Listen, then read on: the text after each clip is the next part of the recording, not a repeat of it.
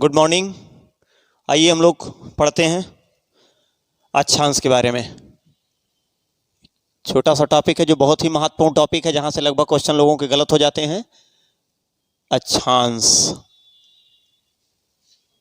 अक्षांश, ठीक। ये ग्लोब है हमारा, ये ग्लोब है। ग्लोब पर जो पूर्व पश्चिम में रेखाएं खींची गई हैं वो खींची नहीं गई हैं, बाकी सारी रेखाएं काल्पनिक हैं, ठीक।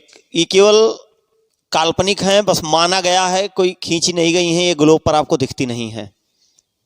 और ये देखिए, इसको 0 डिग्री अक्षांश रेखा कहते हैं।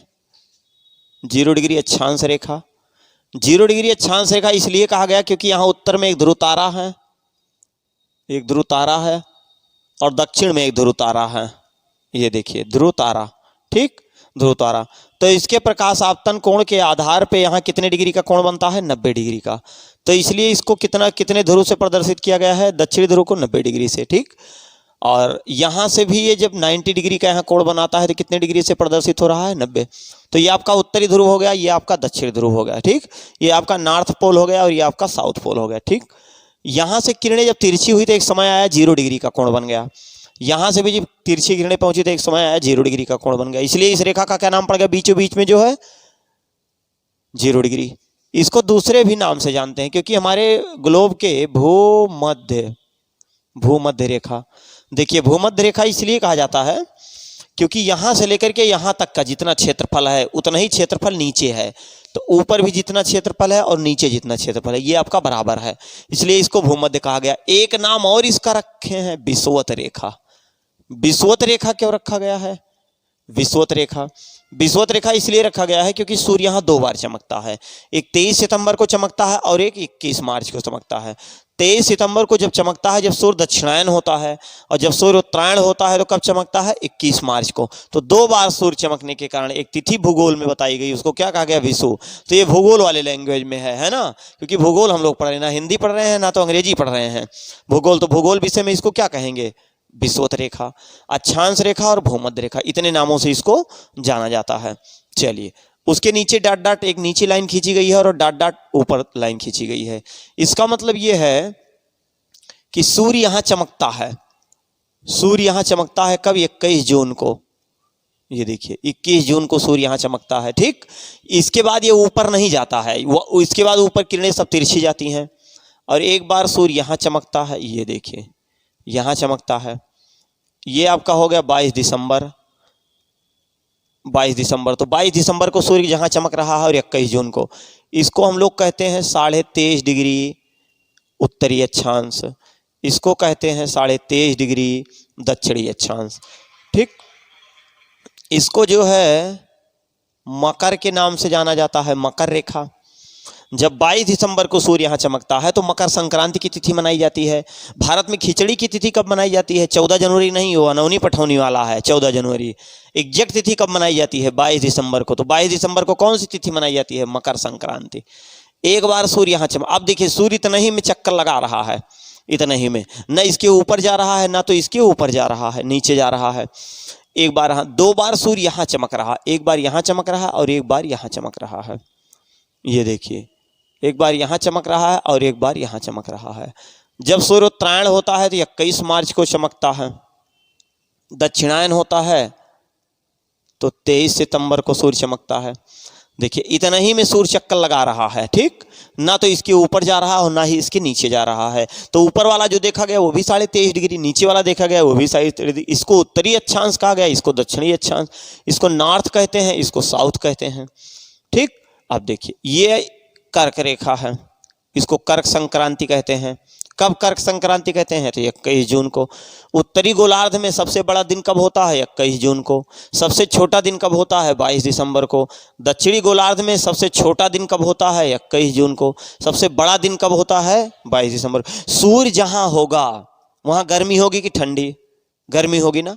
जब गर्मी होगी तो आप बताइए, गर्मी दिन में दिन बड़ा होता है कि छोटा होता है? बड़ा होता है। तो इसका मतलब सूर्य जहां होगा उस क्षेत्र में दिन बड़ा, रातें छोटी। जहां 2 सूर्य नहीं होगा वहां का दिन छोटा और रात बड़ी हो जाएगी। तो और पूरे विषुवत रेखा पे, पूरे ग्लोब पर दिन रात बराबर की स्थिति कब होगी? 21 मार्च और 23 सितंबर को।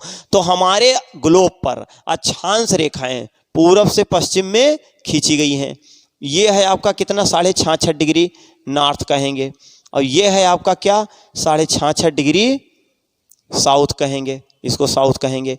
देखिए क्या है कि जैसे कोई चीज़ है, मान लीजिए ये आपका आधार है, हमारी अर्थ 23.5 डिग्री झुकी हुई है, देखिए 23.5 डिग्री, और पूरे कितने का बन रहा है? 90 डिग्री का कोण बन रहा है।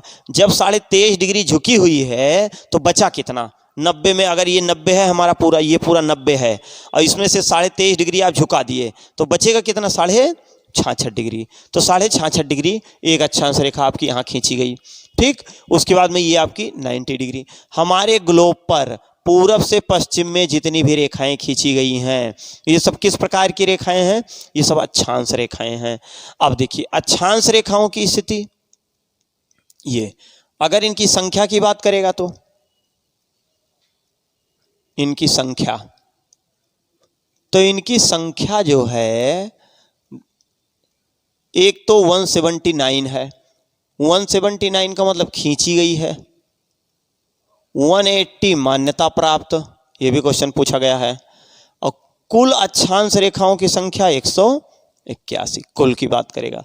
देखिए 179, 0 डिग्री से के बाद यहाँ 1 डिग्री होगा, तो 1 से लेके 90 तक इधर जा रहे हैं और 1 से लेके 90 तक इधर आ रहे हैं।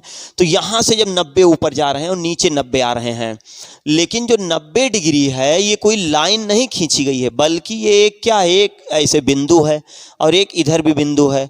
तो 9, 1 से लेके 90 इधर और 1 से लेके 90 इधर, तो 9 दूनी 18, 180 हो गया। तो 180 में से जब 2 निकाल देंगे तो कितना हो जाएगा? 188।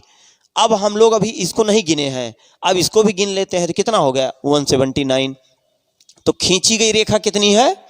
179। ठीक, 180 क्या है? देखिए इसको कॉमन मान लिए, इसको कॉमन मानते हैं कुछ विद्वान, तो इससे क्या हो गया? ये 180 हो गई। लेकिन कुल की बात करेगा तो 90 इधर 90 इधर, 9 दूनी 18, 180, और 1 इसको ले लिया जाएगा, कितना हो जाएगा? 181। तो खींची कितनी गई है? 179। मान्यता कितने की है? 180। कुल की अगर बात करेगा तो कितनी हो जाएगी? क्लियर? अगला, 2 अक्षांश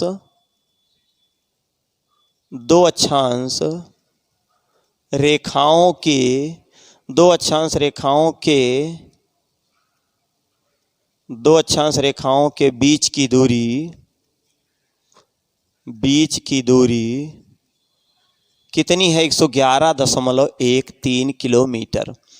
111.13 किलोमीटर ये पूरे ग्लोब पर बराबर है। देखिए जितनी यहाँ से यहाँ तक है 111, उतने यहाँ है, उतने यहाँ है, उतने यहाँ है, उतने यहाँ है, उतने यहाँ है, उतने यहाँ है, उतने यहाँ। मतलब एक अक्षांश रेखा अगर एक ये खींची गई, दूसरी ये खींची गई, तो इसके बीच की दूरी, ये वाली दूरी, ये 111.13 किलोमीटर ही है, इसमें कोई परिवर्तन नहीं होगा। लेकिन बीच का जो क्षेत्र होगा, बीच का क्षेत्र, वो क्या होगा? परिवर्तन।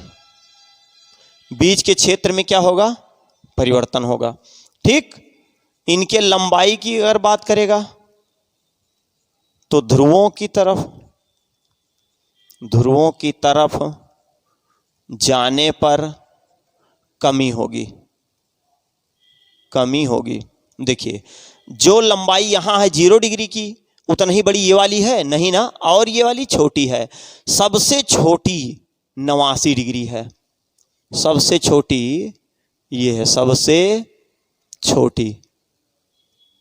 सबसे छोटी रेखा कौन सी है? 89 डिग्री। और सबसे बड़ी रेखा कौन सी है? 0 डिग्री अक्षांश। मतलब क्या हुआ कि 0 डिग्री या विषुवत रेखा से ध्रुवों की तरफ जाने पर, दो अक्षांश रेखाओं के बीच की दूरी कितनी होगी?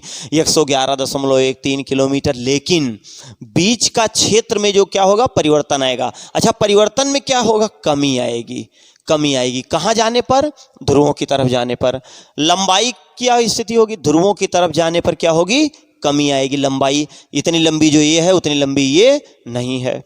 ठीक, तो ये आपका इतना समझ में आ गया होगा, है ना। आगे देखते हैं हम, चलिए।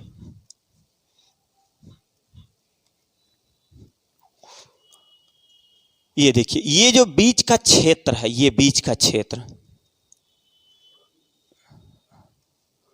दो अक्षांश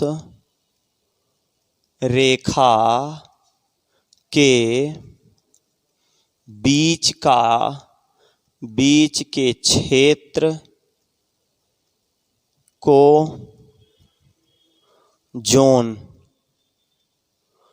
या कटिबंध, जोन या कटिबंध कहते हैं। ध्यान दीजिएगा, दो अक्षांश रेखाओं का जो बीच का क्षेत्र है उसको हम लोग क्या कहते हैं, जोन या कटिबंध कहते हैं। और दो अक्षांश रेखाओं के बीच की दूरी कितनी है, 111.13 किलोमीटर। विषुवत रेखा से ध्रुवों की तरफ जाने पर, देखिए,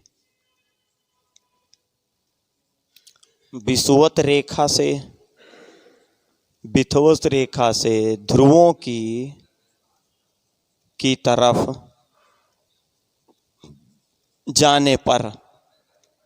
जाने पर क्या स्थिति होगी। देखिए, जाने पर पहला पॉइंट क्या बनेगा, जैव विविधता में कमी होगी।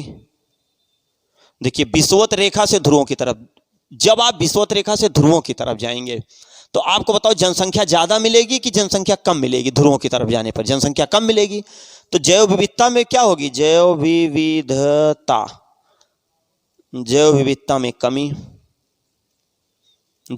में कमी। दूसरा पॉइंट क्या होगा, तापमान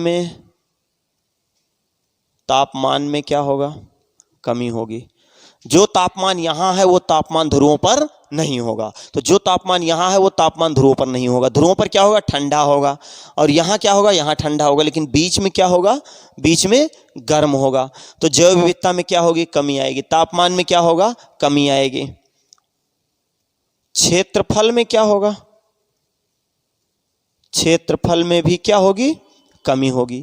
क्षेत्रफल में भी क्या होगी, कमी होगी। तो आप देख रहे हैं 21 जून को सूर्य कहां चमक रहा है, 21 जून को सूर्य कहां चमक रहा है, जल्दी बताइए। 21 जून को सूर्य कहां चमक रहा है, कर्क रेखा पर। दूसरा बताइए, 23 सितंबर और 21 मार्च, 23 सितंबर 21 मार्च को कहां चमक रहा है, विषुवत रेखा पे जिसको आप 0 डिग्री अक्षांश कहते हो, ठीक। 22 दिसंबर को कहां चमक रहा है, मकर रेखा पर। मकर रेखा 22 दिसंबर। अब इसी आधार पे आपको ये बताना होगा कि दिन कहां छोटा होगा, कहां बड़ा होगा। बस इतना ही आप जानिएगा कि सूर्य जहां होगा, सूर्य जिस तरफ होगा उस तरफ गर्मी ज्यादा होगी। तो आप बताओ कि गर्मी के दिन में दिन बड़ा होता है कि ठंडी में, तो आप बताएंगे नहीं, गर्मी में दिन बड़ा होता। तो जब गर्मी में दिन बड़ा होता है तो सूर्य जहां होगा वहीं तो दिन बड़ा होगा। तो इसका मतलब कि 21 जून को सूर्य उत्तरायण में होगा। मतलब यहां से निकल के क्या आ रहा है, ये निकल के आ रहा है कि 21 जून को उत्तरी गोलार्ध में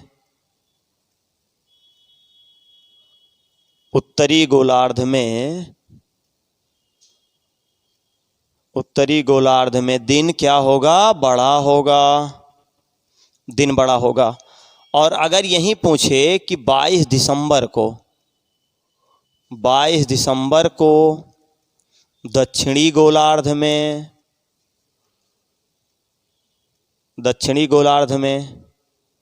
दिन क्या होगा, तो बड़ा होगा, ठीक।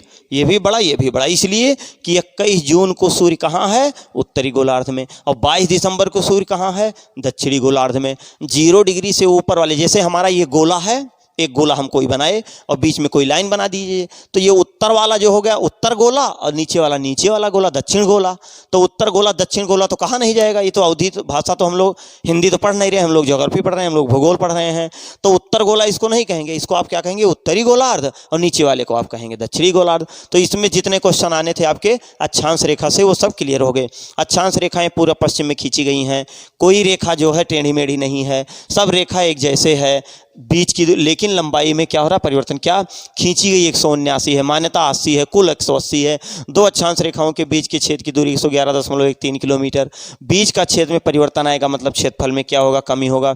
ध्रुवों की तरफ जाने पर क्या होगा, लंबाई में कमी होगी। कमी होगी। और विषुवत रेखा से ध्रुवों की तरफ जाने पर जैव विविधता में कमी होगी, जीवों की अधिकता जो है वो उसमें क्या होगी, कमी आएगी।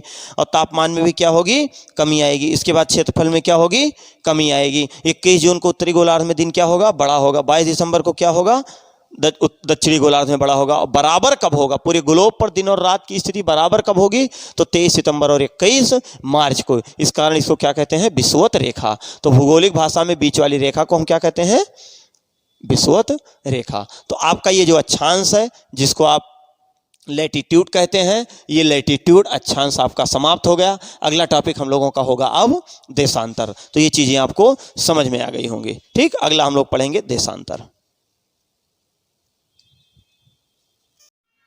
Good morning. चलिए आइए, आज हम लोग पढ़ते हैं छोटा सा टॉपिक, नदी। इंडियन रिवर, भारतीय नदी, छोटी सी नदी है, बहुत महत्वपूर्ण है। किसी भी भर्ती परीक्षा में आप जाएंगे तो वहां से 1-2 क्वेश्चन आता है। आइए पूरा फिगर के माध्यम से आपको जोड़ने का प्रयास करते हैं। चलिए फटाफट सब लोग एकदम देखिए, ध्यान से देखिएगा। ये आपका है, ये भारत, पहचान लिए होंगे लोग थोड़ा बहुत, अपना आदमी है ना, बिल्कुल सब है अपने पहचान भैया, बहुत बढ़िया, एकदम ध्यान से देखते रहिए, एकदम बेहतरीन अंदाज में। चलिए बहुत बढ़िया। ये 7 सिस्टर स्टेट इसको आप कहते हैं। इसको क्या कहा जाता है, 7 सिस्टर स्टेट, पूर्वोत्तर राज्य, 7 राज्य बहनों का क्षेत्र। इसी 7 राज्य बहनों के क्षेत्र में एक नदी प्रवेश करती है, उस नदी का नाम है ब्रह्मपुत्र नदी। आइए आज हम लोग पढ़ेंगे ब्रह्मपुत्र नदी तंत्र। तो ब्रह्मपुत्र नदी तंत्र बहुत ही महत्वपूर्ण टॉपिक है, यहां से एक क्वेश्चन जरूर आपका निकलता है। अब आप ये देख रहे हैं, ये आप पहचान लिए होंगे, है ना, ये आपका भारत है। ठीक, हम लोग पढ़ेंगे क्या, ब्रह्मपुत्र नदी तंत्र। ब्रह्मपुत्र नदी तंत्र, देखिए ब्रह्मपुत्र नदी तंत्र, अगर इसकी लंबाई की बात करें तो इसकी लंबाई कितनी है, 2900 किलोमीटर। 2900 किलोमीटर। देखिए भाई, भारत में प्रवेश करने वाली सबसे लंबी नदी है।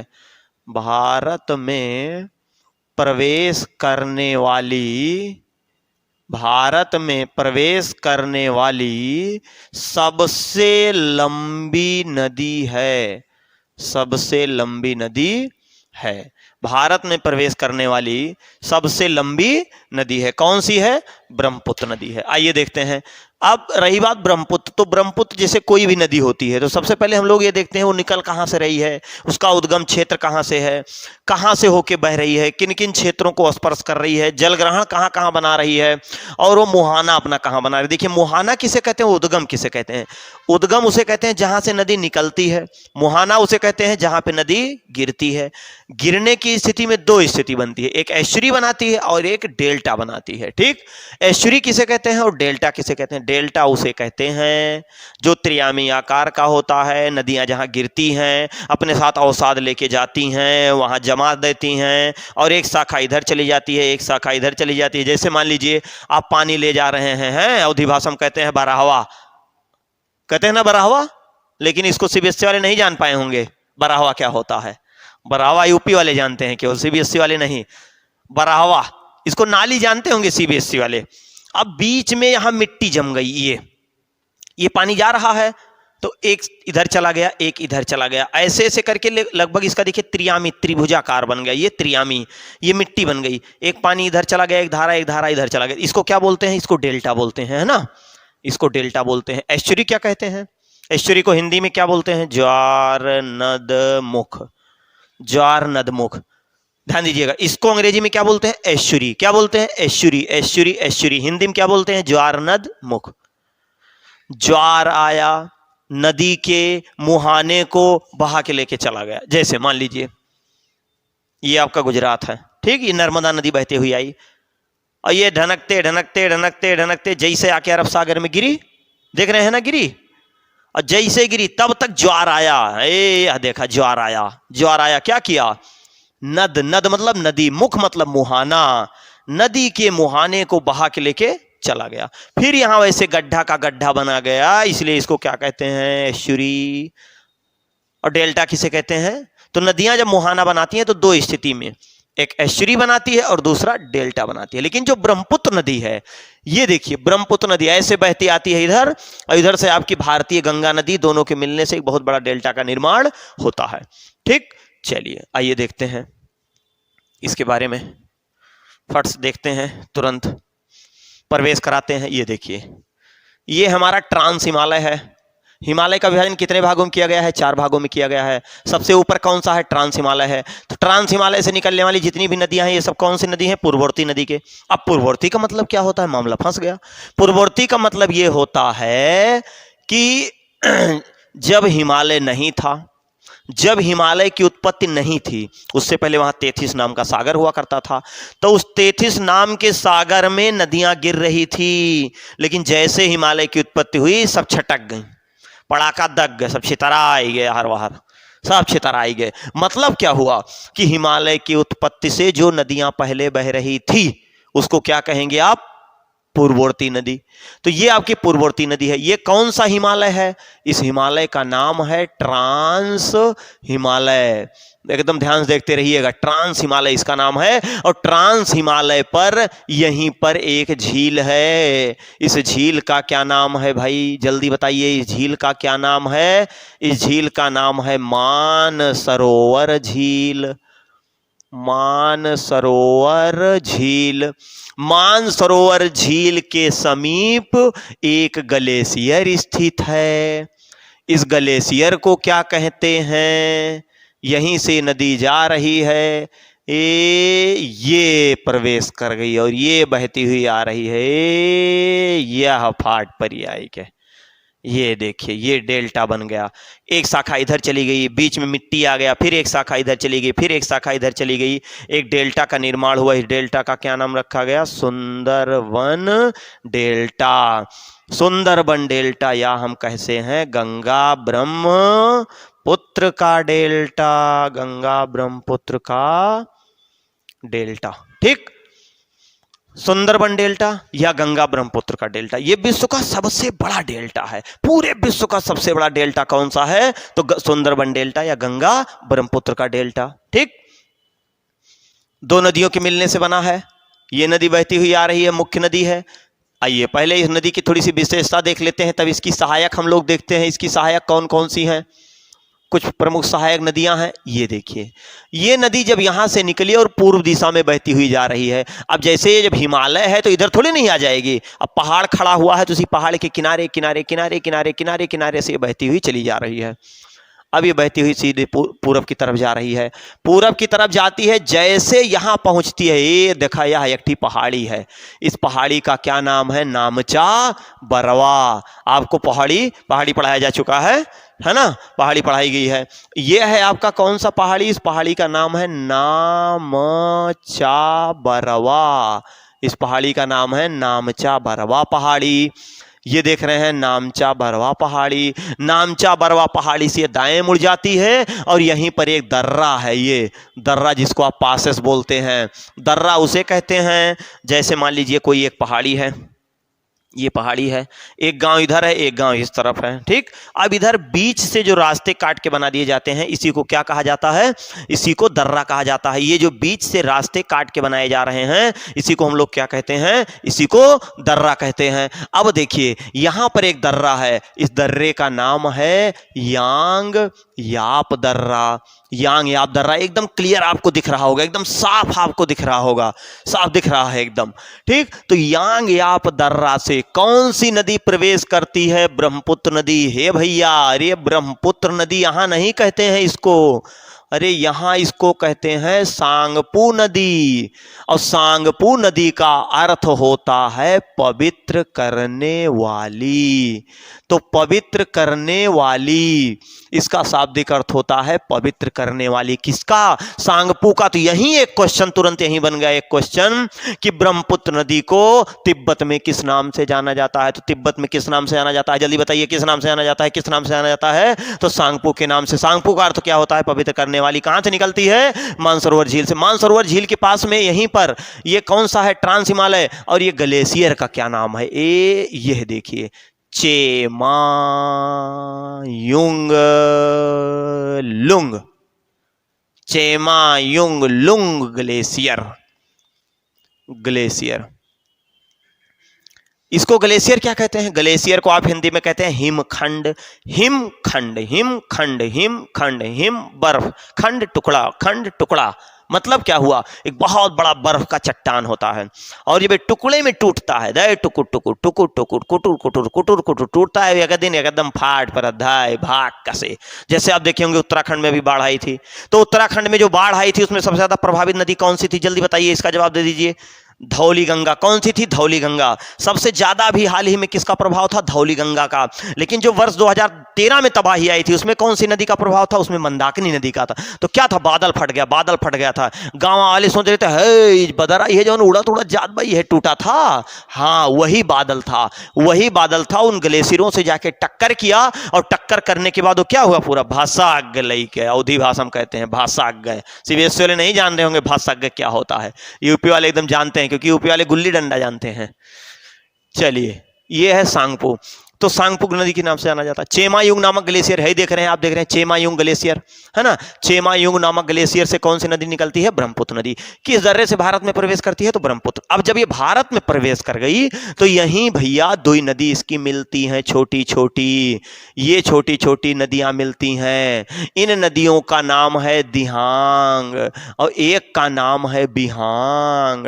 तो इसलिए जब अब ये भारत में नदी प्रवेश कर गई तो इस नदी को भारत में दिहांग बिहांग के नाम से अरुणाचल प्रदेश में जाना गया। लेकिन जैसे ये नदी, ये देखिए असम का कौन सा स्थान है? ये असम का कौन सा स्थान है? इसका नाम है सादिया। असम के सादिया नामक स्थान से कहां प्रवेश करती है? असम में प्रवेश करती है और यहीं पर एक नदी आके मिल रही है। इस नदी का नाम है लोहित नदी। लोहित नदी। लोहित नदी कहां मिलती है? सादिया के समीप। किससे मिलती है? दिहांग बिहांग से।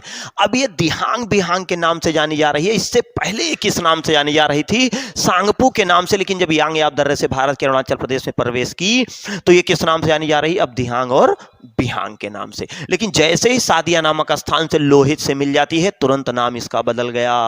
क्या बदल गया ये देखते हैं। अब इसका नाम हो गया ब्रह्मपुत्र स्वाहा। क्या नाम हो गया? ब्रह्मपुत्र हो गया।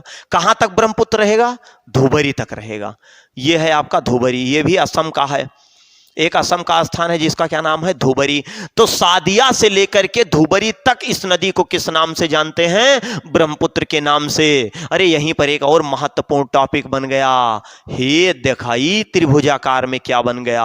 अरे ये तो द्वीप है, लेकिन ये वह द्वीप नहीं है जो समुद्र में बना है, ये नदियों द्वारा निर्मित द्वीप है। यही एकमात्र नदी है। कौन?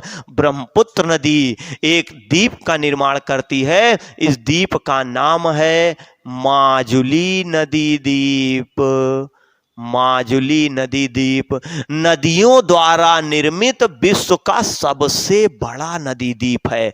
किस राज्य में है? असम। किस देश में है? भारत। किस नदी पर है? ब्रह्मपुत्र।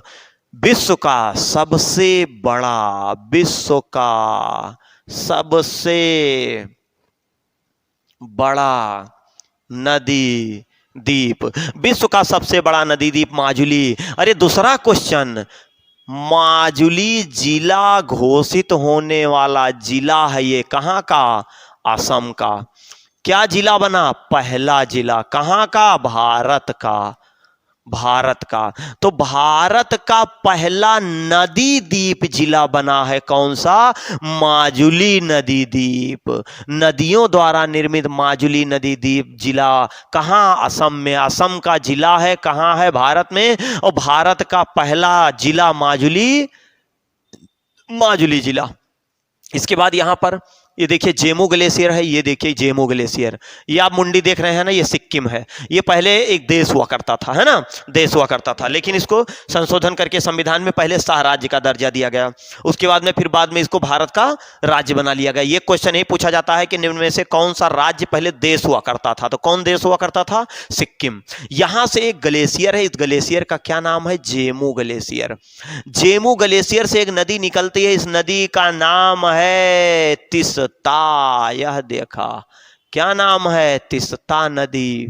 तिस्ता नदी कहां से निकलती है? सिक्किम से निकलती है। कौन से ग्लेशियर से निकलती है? जेमू ग्लेशियर से। किस हिमालय से निकलती है? तो महान हिमालय, बृहद हिमालय। लेकिन ये कहां से निकलती है? ट्रांस हिमालय। हिमालय के विभाजन कितने भागों में किया गया है? 4 भागों में किया गया है। सबसे ऊपर वाला कौन सा हिमालय है?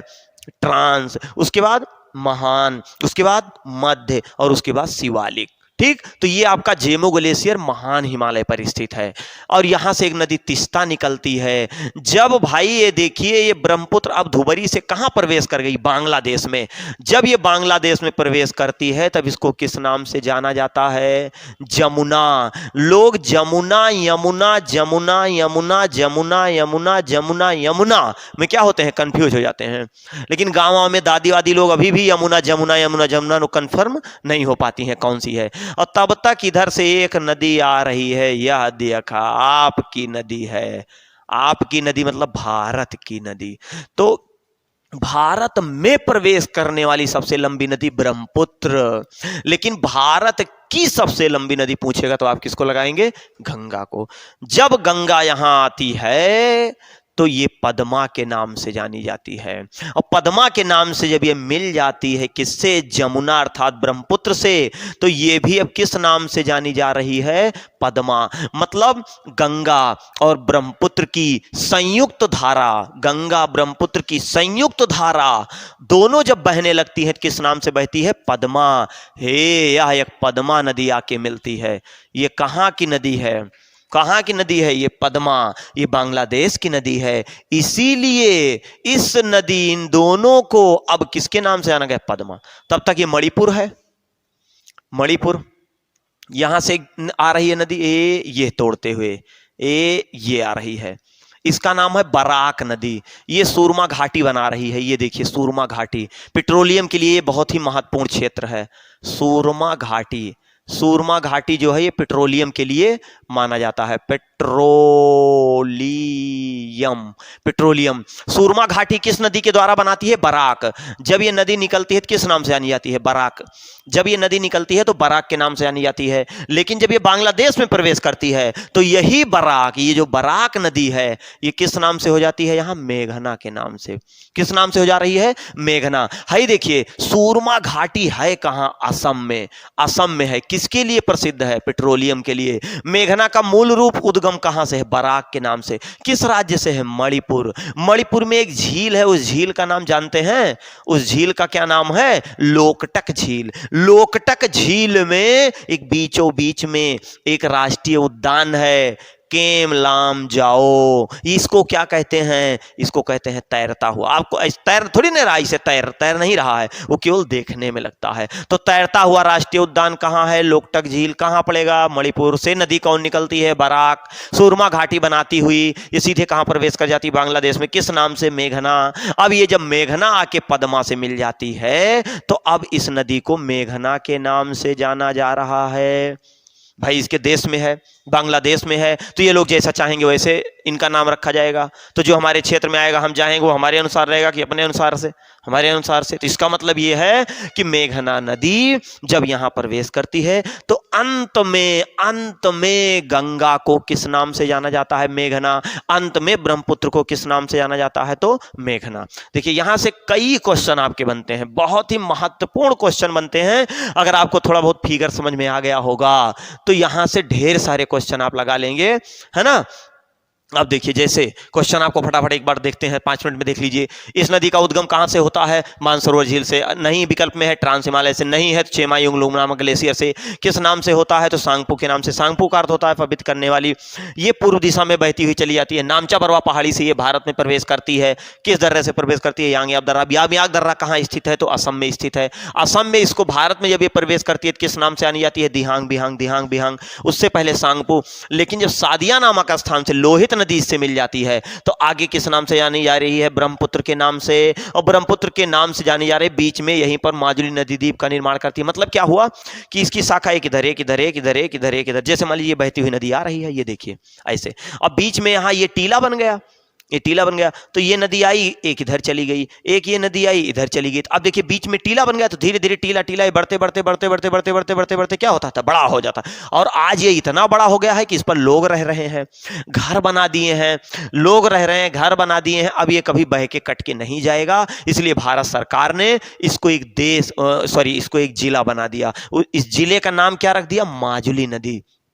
देखिए लक्षद्वीप है, वहां भी तमाम जिले हैं, वो भी द्वीप वाला जिला है, लेकिन वो प्रवालों द्वारा निर्मित है, वो समुद्र वाला द्वीप है। लेकिन नदी द्वीप यही एकमात्र भारत का पहला नदी द्वीप जिला कौन सा है, माजुली नदी द्वीप। तो ये विश्व का सबसे बड़ा है। इसके बाद या तो अमेजन पे आपको पाया जाएगा, है ना। अब ये बहती हुई है धुबरी नामक स्थान से, ये धुबरी पूछा जाता है, सादिया पूछा जाता है। तिस्ता किसकी सहायक है, जमुना विकल्प में नहीं होगा तो ब्रह्मपुत्र होगा। फिर पद्मा से मिल जाती है, अंत में मेघना से मिलती है, और विश्व का सबसे बड़ा डेल्टा सुंदरबन डेल्टा का निर्माण करती है। सुरमा घाटी कौन बनाती है, बराक। इसी बराक को ही बांग्लादेश में किस नाम से जाना जाता है, मेघना के नाम से जाना जाता है। सुरमा घाटी किसके लिए प्रसिद्ध है, पेट्रोलियम के लिए प्रसिद्ध है। ठीक, तो इतना सारा क्वेश्चन आपको समझ में आ गया होगा। लंबाई इसकी कितनी है, 2900 किलोमीटर है, और भारत में प्रवेश करने वाली सबसे लंबी नदी है। तो ये आपको विधिवत तरीके समझ में आया होगा, इसका आप स्क्रीनशॉट ले लीजिए। फिर हम लोग ऐसे ही अगले टॉपिक को पढ़ेंगे। तब तक के लिए जय हिंद।